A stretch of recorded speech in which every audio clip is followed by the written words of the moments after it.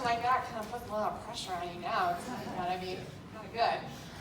Some of you know me. I work for the school district. I'm a wife of a locally born and raised Wyoming man. He owns a business in town. I am a mother of a 3-year-old and 1-year-old, and I work as a school psychologist in Albany County School District. And a couple months ago, those of you who probably know this individual very well, Lindsay Stoffers approached me and said, "Hey, have you ever considered running for public office?" And I said, "That's hilarious. I have a 3-year-old and a 1-year-old and a full-time job. I have zero idea what it is you think it is I'm going to be able to do, because that role doesn't apply to somebody like me. I'm not in a position to be an effective leader because I have all this other stuff I got to do." And then I started to think about it and thought, well, maybe. I don't know, maybe, because my job as a school psychologist is one of advocacy. My job is to speak for the children, speak for their families, speak for communities, to get help, what help needs to be. And I thought, maybe we could use a little bit more of that. And I thought, well, I'm a mother. I'm a mother, and my job is to take care of people and to make sure that these teeny tiny little people grow up to be great big good people. And I thought, maybe we need more of that, and maybe I could bring that. And then I thought, well, what about the time commitment? Because I really need my job and I really need my benefits because I've got these teeny tiny little people. So I started to do my research about people who know more about what that would take for me.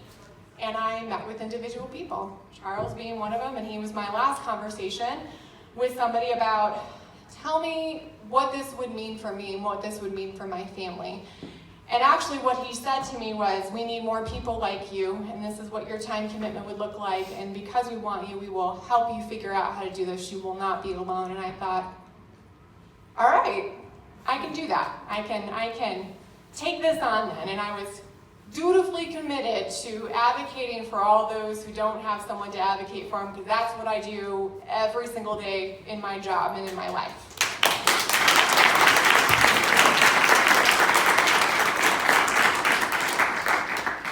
Told I needed to get up in front of people and speak, and I needed to be comfortable with that and have an idea. I thought of the typical campaign things of, these are the things that I stand for, right? These are the things that matter most to me. Family matters to me. Children matter to me. Education really matters to me, because that's the greatest equalizer for every single human being in our country, is a quality education. And I thought about equality and making sure I advocated for that. Some of you don't know this, my 2 dads were part of the team that sued the state of Massachusetts to legalize gay marriage. And I thought, I could make a whole speech on that. And then I thought about healthcare. I work with families, and I can tell you right now, the thing that troubles me most about healthcare is the families I work with, they don't have access to it. And they don't have the money to afford it. So they go sick, they go hungry, they go untreated because they can't get to it. They try and sign up for Medicaid and get their kids the services they need, and 6 months later their application hasn't even been addressed yet, and they can't get their kids the help they need. And I thought I could probably talk for 20 minutes on that alone. And that's not really where I wanted to go with that today, even though it seems like I'm dragging all of these issues out a little bit. And then as a psychologist, I thought I should talk about mental health and how much it irritates me that we still call it mental health, because it is no different than health. You tell me a depressed person who doesn't have physical symptoms, this is the health of a human being, and to separate it as a separate entity, less deserving than somebody who has asthma or diabetes, is wrong. It is absolutely wrong.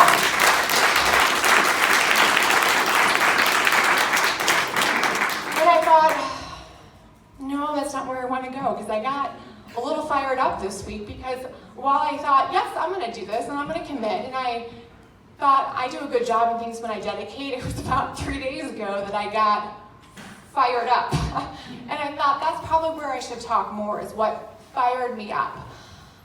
3 days ago I read another candidate running about how the problem with America is liberal education. And liberal education has tainted our youth and has tainted the education of individuals, and that is the problem of where we are facing is this system. And I thought, well, I technically qualify still as a young Democrat. I'm 35, so they're talking about my education, and I thought, what I'd rather talk to you about is my liberal education. And so that's what I'm going to spend a little time talking about. I grew up actually in Michigan, and the reason why that's important is because there are so many correlations between what has happened in Michigan and what has the potential to happen here in Wyoming. Michigan is a one-industry state. We relied on the automotive industry, and when that crashed, it crashed our state, and we are still trying to recover from it. And I moved to Wyoming, and I thought, land of opportunity. This is so amazing. Neighbors helping neighbors, and it's wonderful. Well, my education primarily occurred in Michigan. So my liberal education and my public education taught me about government and really focused more, I feel like, at a national level than it ever spent time talking to me about a local level. But what it taught me about America is that America is a country that is founded on freedom.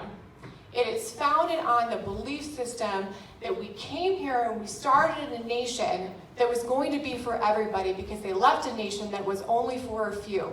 And we wanted something different over here. And so our founding fathers came over here to do something different for everybody. And that's what I was taught.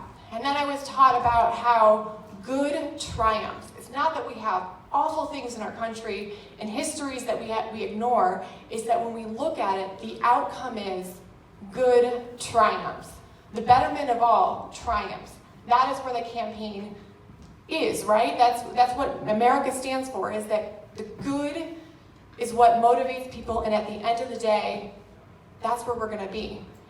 And that might sound like a really passionate thing, but as somebody growing up in like the 90s when things were looking pretty good economically, what that actually taught me about is there are heroes that I don't even have to worry about this happening.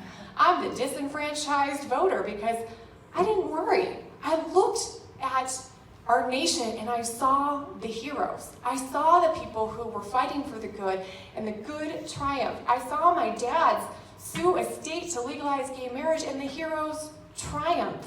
I didn't question government. I didn't question authority because I looked at it and it was working and it didn't impact me in a way that worried me. And in the last 2 years, it started to worry me. I look, and what I was taught in my liberal education about how there are these heroes and it all works out, I'm now questioning it. Not when I was educated that it all works and we should just trust the system. I'm questioning it as a 30-year-old with 2 children and going, I don't know if my children have a place in 20 years. And that worries me. And so reading this platform and this belief, this system that education taints our country and teaches us that we have a right to question, and that's wrong because we're now destroying our system. It's a wrong education. What education is teaching people is that everybody here has a right. And we all need an education in order to make sure that we have options. I know Wyoming is based on coal the way that we were addicted to our automotive industry, but the message I want to send to residents of the state of Wyoming and to children is that doesn't have to be your only option, and education gives you an option. Education isn't about indoctrinating anybody, it's about giving you options. So my passion about running is actually making sure that people today and our citizens in Laramie have options, but also to make sure our children do too, because I am worried about our sustainability as a state if we continue to hold on as a death grip as a one-industry state. What I wanted to invite all you to is my actual campaign kickoff will be May 24th at O'Dwyer's Public House from 5 to 8 o'clock. It will be a bingo night, so it'll be a chance to fundraise. I have 2 little children. I encourage you to allow your children to dress up as their heroes, because that's what we're going to do in this next round of elections, is we're going to find new heroes. And so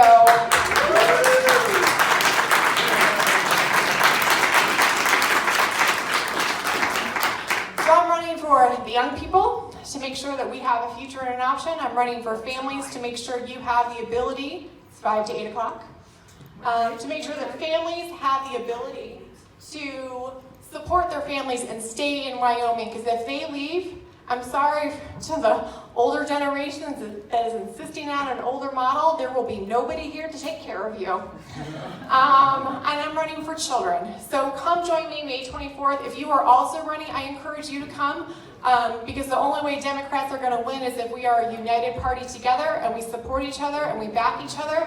So please invite your friends, come on out, and we'll have a chance to talk about things more in depth. But thank you for giving me time to speak, and I hope you guys will all come and join me.